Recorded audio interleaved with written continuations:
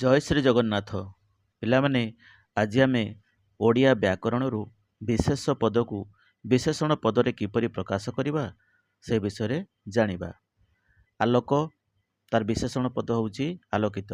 ଇତିହାସ, ଐତିହାସିକ। କୁଣ୍ଠା, କୁଣ୍ଠିତ। ଚିନ୍ତା, ଚିନ୍ତିତ। ଜଳ, ଜଳୀୟ।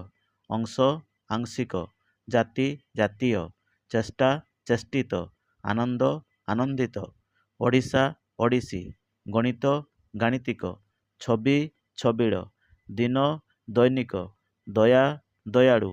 ନିୟମ, ନିୟମିତ। ପଠନ, ପଠିତ। ମାସ, ମାସିକ। ବର୍ଷ, ବାର୍ଷିକ। ଭୟ, ଭୟାଳୁ। ପୂଜା, ପୂଜ୍ୟ। ଶିଶୁ, ଶୈଶବ। ବିବାଦ, ବିବାଦୀୟ। ମୂଳ, ମୌଳିକ। ଭାରତ, ଭାରତୀୟ।